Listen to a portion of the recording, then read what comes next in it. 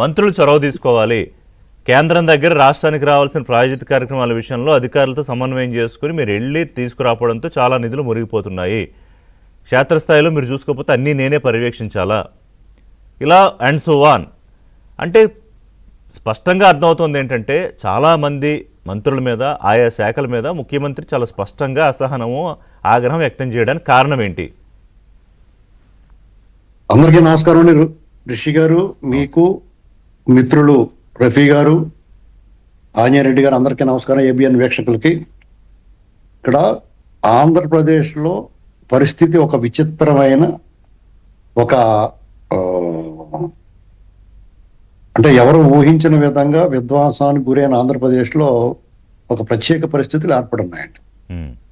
వాళ్ళ కూటమి ఒక కూటమిగా వారికి అప్రతిహత, అనన్య సామాన్య, అనితర సాధ్యమైన విజయం లభించింది. ఆ విజయ ఫలాన్ని ప్రజలకి సంక్షేమానికి, అభివృద్ధికి, రాష్ట్రాన్ని బాగు చేయడానికి ఉపయోగించే క్రమంలో ప్రజాప్రతినిధులుగా ఎన్నికైన వారు కానీ, ముఖ్య బాధ్యతలు తీసుకున్నవారు కానీ, మంత్రి పదవులు తీసుకున్నవారు కానీ, ఇంకా ఇతర బాధ్యతలు తీసుకున్నవారు చాలా బాధ్యతగా, బరువుగా భావించకూడదు, బాధ్యతగా భావించాలి.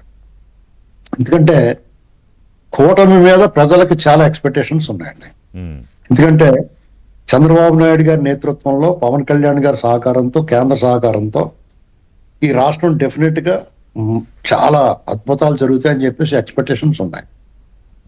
దీంట్లో కొంచెం వెనకబడిన మాట వాస్తవం, అది మనం ఒప్పుకుని తీరాలండి.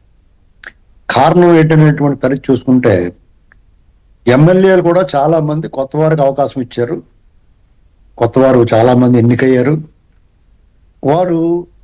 వారికి కొత్త రాజకీయాలు అంటే అంతకుముందు ఏమన్నా మరి రాజకీయాల్లో బాగానే తిరిగారేమో తెలియదు, కానీ వారు ప్రజల్లో ఉన్నప్పుడు ఏదైతే వివక్ష, ప్రజాప్రతినిధుల నిర్లక్ష్యాన్ని ఎదుర్కొన్నారో దాన్ని వారు తగ్గించాలి. ప్రజలకి మధ్య, ప్రతినిధుల మధ్య గ్యాప్ ని తగ్గించాలి.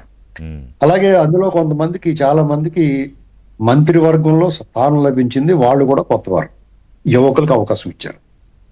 దీన్ని వాళ్ళు సద్వినియోగం చేయాలి. ఎందుకంటే మనమే అంటాం, ఎప్పుడు ఆ మోకాలైనా కొత్త వాళ్ళకి అవకాశం ఇవ్వాలి కదా, ప్రతినిధులుగా కానీ, పదవుల్లో కానీ కొత్త వాళ్ళకి అవకాశం ఇవ్వాలి. మళ్ళాంటి వాళ్ళు మాట్లాడినప్పుడు వాళ్ళు ఏం చేయాలి? ఒక పార్టీలుగా ముఖ్య నాయకులు ఆ అవకాశాన్ని వారికి ఇచ్చినప్పుడు వారి నిర్ణయాన్ని ప్రజలు ప్రశ్నించే విధంగా వాళ్ళ ప్రవర్తన ఉండకూడదు. ఫస్ట్ పాయింట్ ఇది. ఈ విషయంలో ఎవరైతే అంటే నేను పలానా పర్టికులర్ గా పేరు చెప్పలేను, నేను కొన్ని పరిమితులు ఉన్నాయి.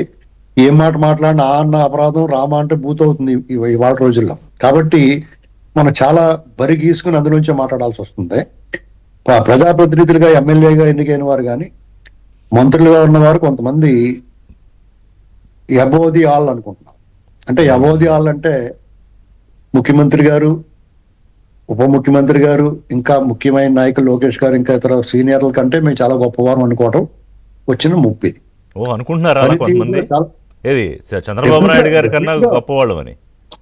డెఫినెట్ గా అనుకుంటారు. వాళ్ళు ఏమనుకుంటున్నారు అంటే కొంతమంది, ఏముంది ఈ పార్టీ కాదు ఇంకో పార్టీ, సోషల్ స్టేటస్, సామాజికంగా, ఆర్థికంగా స్థితిమంతులు అయిపోతారు, సమాజంలో మంచి పేరు వస్తుంది, ఒక ముద్ర లైసెన్స్ కార్డు దొరికినట్టు అన్నమాట.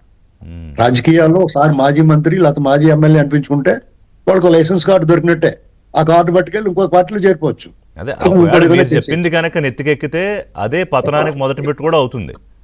అదా కరెక్ట్ గా ఖచ్చితంగా చంద్రబాబు నాయుడు గారు దాన్ని అంటనే గమనించేస్తారు. అందుకనే కదా సంవత్సరంలోనే ఆల్రెడీ 6 నెలల క్రితమే ఎమ్మెల్యేలకు ఒక హెచ్చరిక, ఒక సూచన, ఒక సలహా చెప్పారు, మీరు పనితీరు మార్చుకోవాలని. అందులో కొంతమంది మార్చుకున్నారు, కొంతమంది మార్చుకోలేదు. వాళ్ళు ఏమైనా ఎక్కువ మాట్లాడితే మీ పని మీరు చూసుకోండి, మాకే అభ్యంతరం లేదని మొగమాట లేకుండా చెప్పాడు ఆయన. ఈ విషయంలో, పని విషయంలో చంద్రబాబు నాయుడు గారు చాలా కఠినంగా ఉంటారు. మీకు గుర్తుందో లేదో, మీకు తెలియదేమో, నందనాడ పక్కన దోసకాయలపల్లి అని ఒక జడ్బిహెచ్ హై స్కూల్ ఉంటుంది. అందులో నాగమల్లి సత్యనారాయణ గారు అని చెప్పేసి ఒక హెడ్ మాస్టర్ ఉండేవారు. ఆయన చూస్తే గజగజ వణికిపోయేవారు. అలాంటి హెడ్ మాస్టర్ ఈయన. చంద్రబాబు నాయుడు గారు ముఖ్యమంత్రిగా కంటే కూడా హెడ్ మాస్టర్ గా చదివిన స్కూల్ అది. అవును. అలాంటి చోట చంద్రబాబు నాయుడు గారు వెంటనే గమనించేస్తారు. అదే ఆయన బలం. ఎందుకంటే ఆయన పనితీరే ఆయన బలం, బలహీనత. అది మిగతా వాళ్ళకి వికరిస్తారు.